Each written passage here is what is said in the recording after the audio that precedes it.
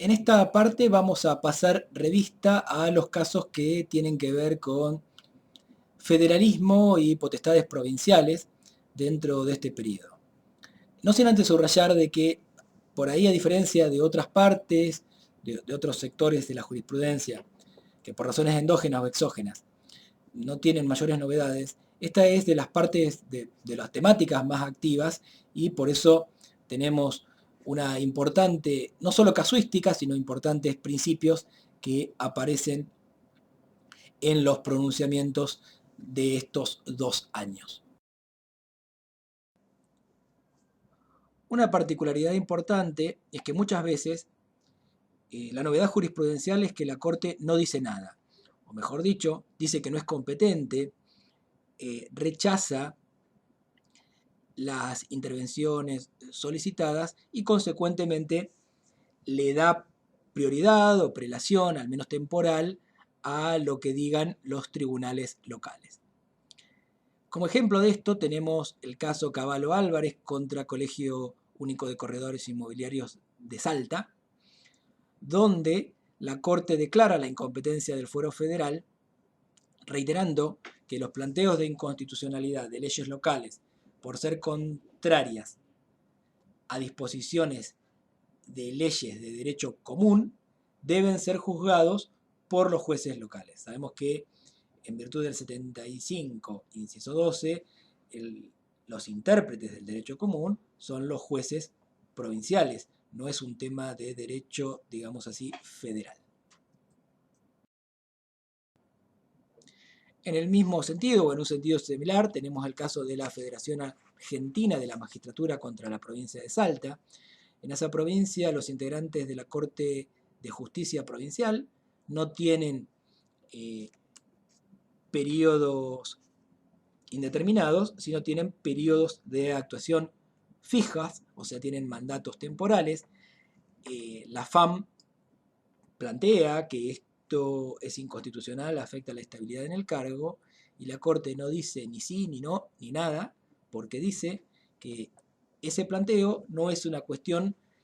que suscite la competencia originaria de la Corte Suprema Nacional, sino que a todo evento deberá resolverse en primera medida en la jurisdicción provincial. Una particularidad importante es que muchas veces la novedad jurisprudencial es que la Corte no dice nada, o mejor dicho, dice que no es competente, rechaza las intervenciones solicitadas y consecuentemente le da prioridad o prelación, al menos temporal, a lo que digan los tribunales locales. Como ejemplo de esto tenemos el caso Cavallo Álvarez contra Colegio Único de Corredores Inmobiliarios de Salta, donde la Corte declara la incompetencia del Fuero Federal, reiterando que los planteos de inconstitucionalidad de leyes locales, por ser contrarias a disposiciones de leyes de derecho común, deben ser juzgados por los jueces locales. Sabemos que en virtud del 75, inciso 12,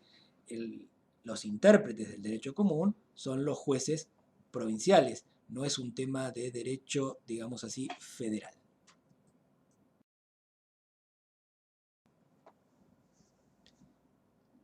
Como veremos, la misma lógica se va repitiendo en varios casos. En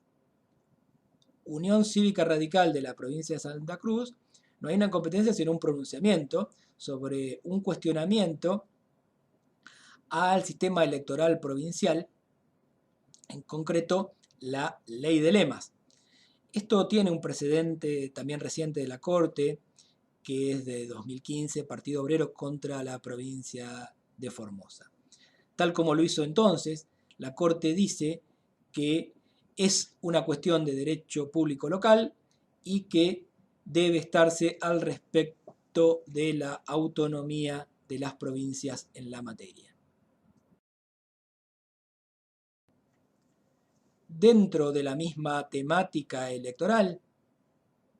tenemos el caso de las elecciones de gobernador de Tucumán en 2015, que una de las agrupaciones participantes, Acuerdo para el Bicentenario, había requerido y obtenido la declaración de nulidad total de los comicios, decisión que había revocado la Corte local y que es confirmada ese pronunciamiento por la Corte Nacional. Al hacerlo, la Corte dice también que cabe atenerse al principio de respeto de las autonomías provinciales, del que se deriva la rigurosa limitación que tiene a la hora de establecer el control de las elecciones locales. En consecuencia, lo que hace la Corte es declarar inadmisible el recurso del partido político denunciante. Si excluimos a los que tienen noticiabilidad por razones políticas o por otro tipo de curiosidades, el caso de educación religiosa en Salta es el de los que más relevancia y recorrido de interés público ha tenido. Incluso la Corte convocó a muy interesantes audiencias públicas que precedieron a su decisión, que fue la de resolver que en Salta no podía darse educación religiosa en las escuelas públicas en el horario escolar y como parte del plan de estudios. En cuanto a los planteos de inconstitucionalidad que estaban involucrados en el caso, la Corte va a rechazar uno y a aceptar otros. Se había cuestionado el artículo de la Constitución Provincial que establece el derecho de recibir educación religiosa en las escuelas públicas que esté de acuerdo con las convicciones de los padres o tutores de los alumnos. Para la Corte, esta norma constitucional es válida porque dice que está en consonancia con la libertad que reconocen los tratados de derechos humanos de jerarquía constitucional en términos de derecho a ejercer la religión.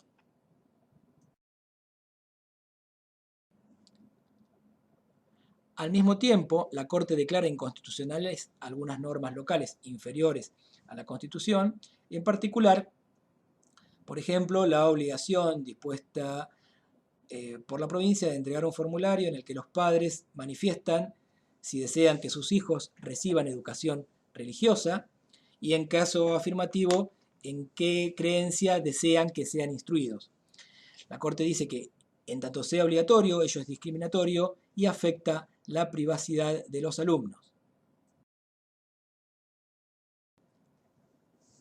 Aquí nos interesa señalar en particular algo que trasciende el tema y que es relevante para otros análisis de lo que es el control de constitucionalidad,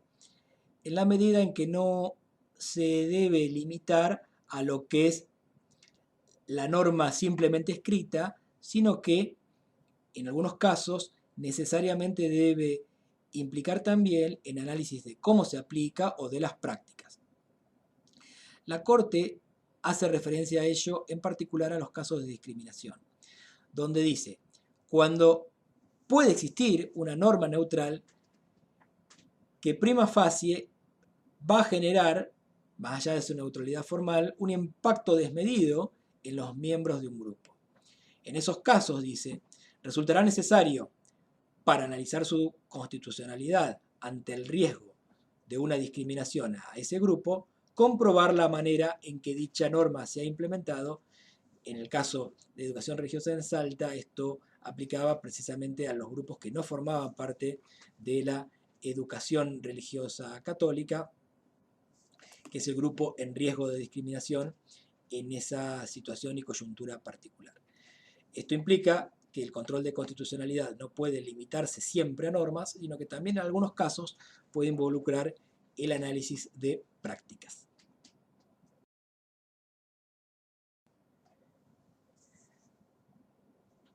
Luego de ver casos donde la Corte fue deferente a las potestades provinciales, vamos a ver a continuación varios fallos en que declaran la inconstitucionalidad de normas provinciales. El primero es a instancia de la Administración de Parques Nacionales contra la provincia de Misiones,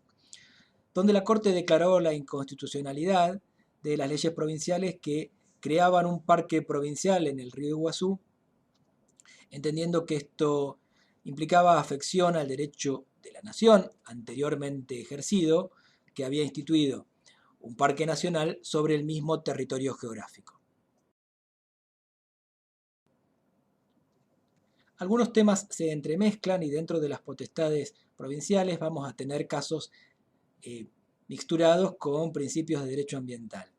En virtud de esto, la Corte presta especial atención, y así lo demuestra en el caso Mamani contra Estado provincial, cuando declaró la nulidad de autorizaciones de desmonte de bosques nativos en Jujuy por graves irregularidades en el proceso de estudio de impacto ambiental.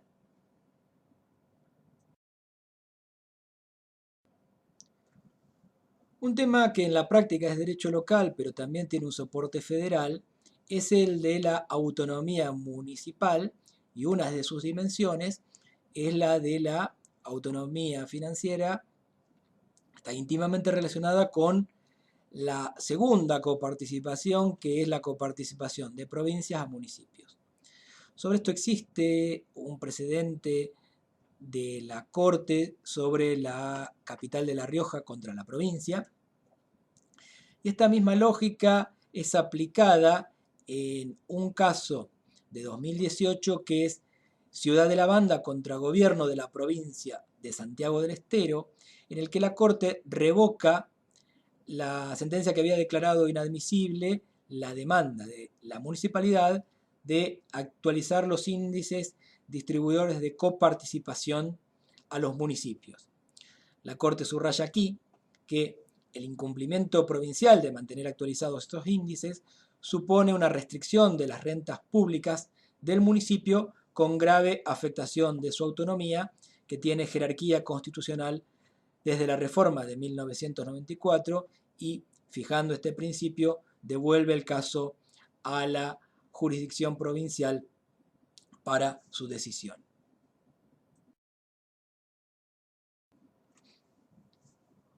Un tema también interesante, muchas veces soslayado, es el principio de publicidad de las leyes cuando se aplican a leyes locales, en especial a ordenanzas municipales. El caso de Municipalidad de Berazategui contra Molinos Río de la Plata tiene este pronunciamiento de la Corte donde sostiene el carácter esencial de la publicidad de las normas, y sin este requisito las mismas no pueden ser aplicadas. En este caso se trataba de un juicio de ejecución de tasas municipales. Una mixtura frecuente es entre temas regulatorios de comercio, temas tributarios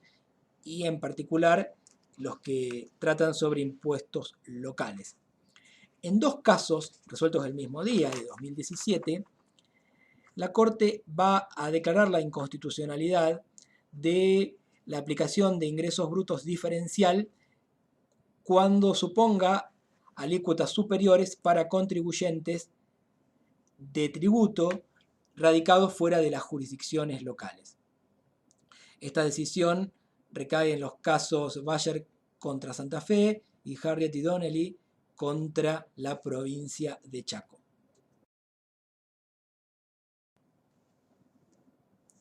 La Corte dice que hay prima facie una discriminación generada por la legislación tributaria de ambos estados en función del lugar de radicación del contribuyente, lo que lesiona el principio de igualdad en las cargas públicas y altera la corriente natural del comercio. Esto está fijado en el artículo 75, inciso 13 de la Constitución,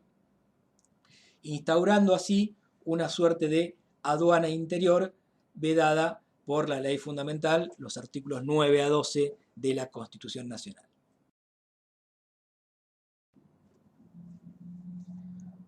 Una lógica parecida se revela en el caso de Arcor contra la provincia de Neuquén. Este caso tiene la particularidad de que ya había una medida cautelar dictada por la Corte en una causa en la que la actora cuestionaba el pago de una tasa por control bromatológico. Y la provincia la venía respetando, pero la aplicaba exclusivamente a esa sociedad que había reclamado que también correspondía hacer lo mismo con otras empresas que formaban parte de su grupo económico y que entendía implícitas en la demanda, como son Bagley y La Campañola. Entonces la Corte va a ampliar la medida cautelar ya dispuesta. Más allá de esta expansión que la Corte considera procedente, el criterio detrás de esto, que se aplica también a otros impuestos plausibles y vigentes, es que una provincia pretenda realizar inspecciones sanitarias sobre determinados productos por el hecho de que han sido elaborados en otra jurisdicción e ingresan a su territorio para su comercialización, inspecciones que se realizan en lugares distintos al único previsto y habilitado por el Sistema Nacional de Control de Alimentos, que permite hacerlo, pero únicamente en las bocas de expendio. Acá estas tasas de control bromatológico aparecen entonces como obstáculos al tránsito al comercio interprovincial. Esta es la razón por la cual la Corte cautelarmente las está invalidando en este caso. Hay que decir que estas cautelares tributarias a veces no tienen un criterio del todo consistente en cuanto a su suerte judicial. Así como teníamos ejemplos donde se habían despachado favorablemente, en relación a la llamada guerra del azúcar entre Córdoba y Tucumán, hubo un caso planteado por una empresa contra la provincia, contra la ley provincial de Tucumán, que fijaba obligaciones y medidas proteccionistas. La Corte, sin pronunciarse sobre el fondo, rechaza la cautelar solicitada, entendiendo que no puede atribuir de manera directa e inmediata la mala situación financiera de la empresa a las obligaciones impuestas a los ingenios tucumanos por esa legislación cuestionada. En este sentido, el factor diferencial, que nunca se puede comprobar del todo, al menos de la lectura exterior del fallo, sin tener más constancias de la causa, es la consistencia con la cual la Corte da por configurada o no el requisito de afección para determinar también la afectación y la verosimilitud del derecho invocado.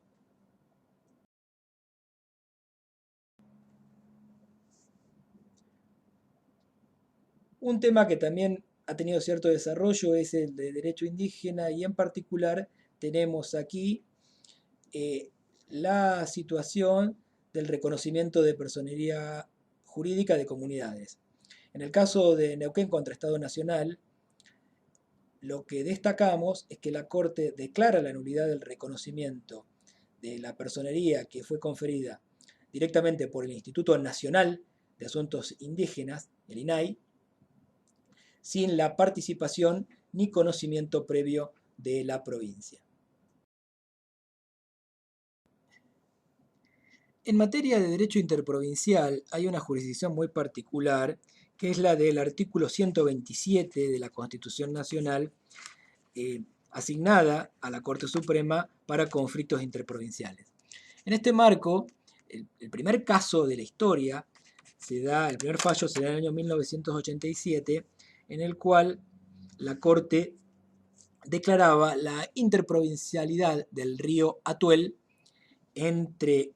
La Pampa y Mendoza, dándole a Mendoza un derecho a la prelación de ciertos usos preexistentes. En virtud de circunstancias sobrevinientes, en particular el cese del flujo del río, la Pampa reactualiza el caso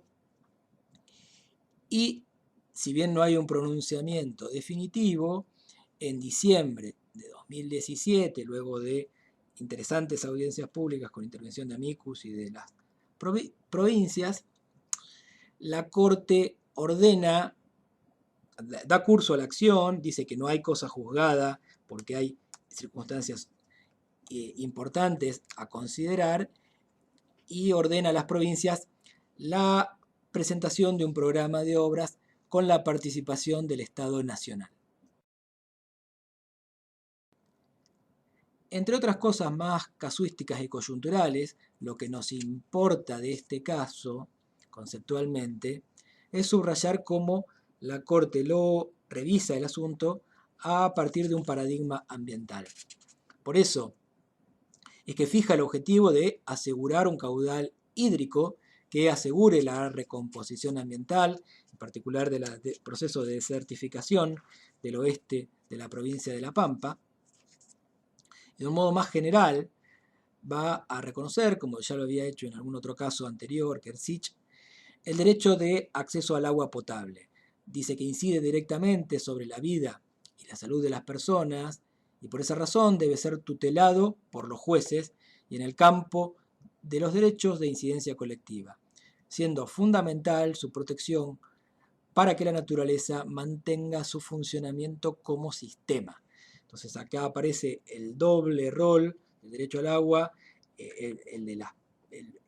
antrópico, el de las propias comunidades, pero también el ecológico que incide en este paradigma ambiental definido por la Corte como referencia.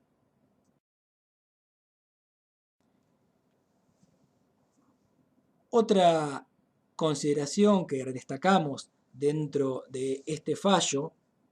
que como dijimos, sin ser un fallo de fondo, tiene pautas importantes que lo trascienden, es la alusión a una suerte de federalismo de concertación donde se subraya la necesidad de respetar el principio de lealtad federal, de buena fe federal, conforme al cual, en el juego armónico de las competencias, deben evitarse abusos en su ejercicio para alcanzar de forma cooperativa la funcionalidad de la estructura federal en su conjunto. Otro caso de derecho intrafederal que vamos a mencionar sintéticamente tiene que ver con los convenios realizados entre provincias y nación para la detracción de sumas de la coparticipación para suplir el régimen previsional cuando se privatizaron las jubilaciones. La cuestión es que luego de la reestatización, este convenio no tiene ya la razón por la cual había sido aceptado esto por las provincias y al mismo tiempo la detracción se sostiene. Esto había tenido resoluciones favorables en litigios presentados por varias provincias, el precedente inicial es el de Santa Fe de 2015 y esto es ratificado por la Corte en 2018 en el caso de La Pampa contra el Estado Nacional, a quien condena a reintegrar sumas retenidas del régimen de coparticipación a la provincia de La Pampa.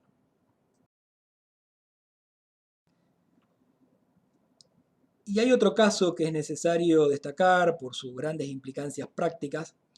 que es el de la legitimidad de los defensores del pueblo provinciales para controvertir normativa federal. Ya había jurisprudencia sobre esto y la Corte la reitera, declarando la ausencia de legitimación del defensor del pueblo de la provincia del Chaco para cuestionar judicialmente el aumento de tarifa de un servicio de transporte de pasajeros interprovincial. Lo que la Corte dice es que no hay para ellos legitimación para intervenir en causas donde la controversia verse sobre derecho federal. Eventualmente podrá allí intervenir asociaciones o el defensor del pueblo de nación, pero las normas locales no pueden otorgar competencia ante tribunales federales.